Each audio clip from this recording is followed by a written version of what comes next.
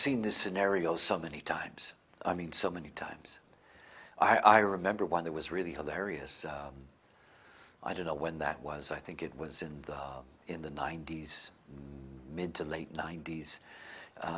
The comet Schumacher-Levy was predicted to bang into Jupiter, and there was all this coverage in the, on television, popular press.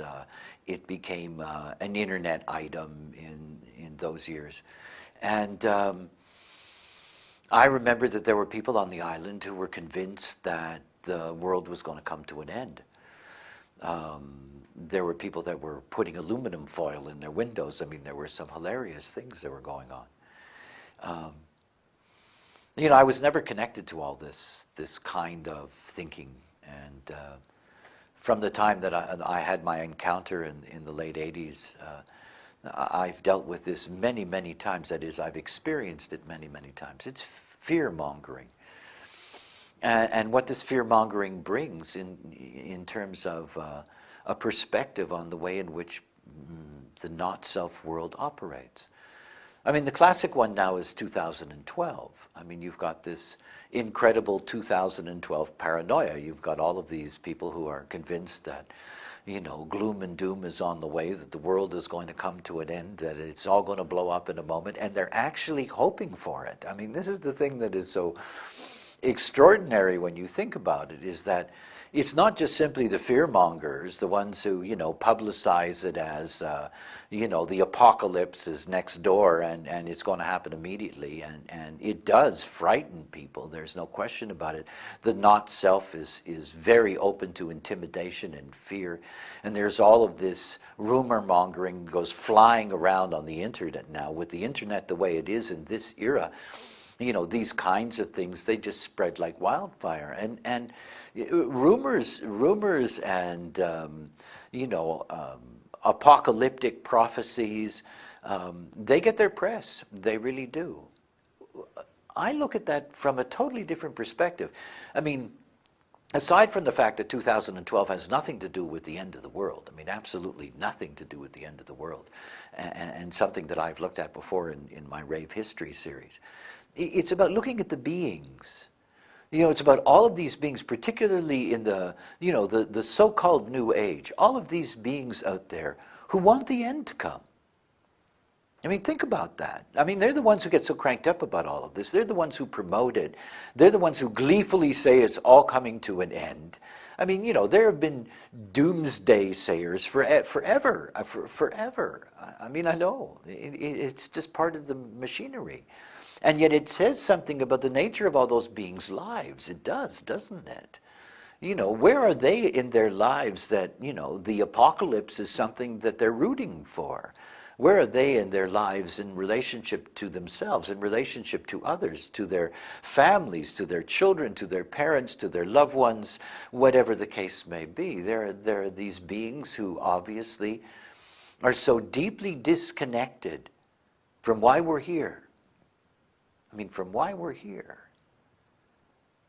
We're not here to die in the sense that that's the story, bring it to an end, it's been a lousy incarnation. It's a lousy incarnation when you don't live it correctly, when you live it in ignorance. This is just ignorance flying around. It is.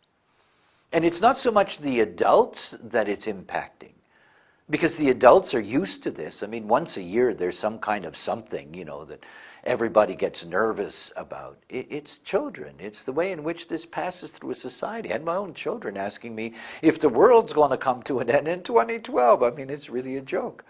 And it's not a nice joke. Where are these beings in their lives? Where are they within themselves? It's an extraordinary thing to be here on this plane. It is. Despite the nature of the world and what homogenization and the not-self brings to it.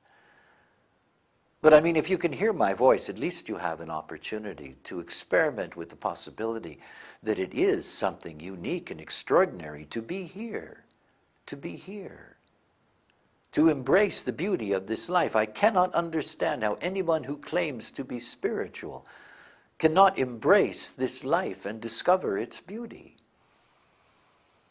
I mean, there is nothing but deep hypocrisy out there. So forget about the doomsday scenarios and think about what really matters. What matters is your life. It's not about what the great forces are doing or what the program is playing. It's about your life and whether this time on this plane, in this incarnation, is going to be something that is worthwhile. And it's not a difficult task. It isn't. It's about pointing yourself to the truth, that your life is something that is worthy, to discover that. It is not a life to be thrown away so easily in the dream of destruction. It can be a magnificent thing, of great value and beauty to those that are around you, and to you, the fulfillment of your purpose on this plane. We all have a purpose. You cannot reach that as not self. You cannot reach that caught up in propaganda and hysteria. You can only reach that by digging deep and surrendering to what's possible for you here on this plane. It isn't going away, not in a hurry anyway.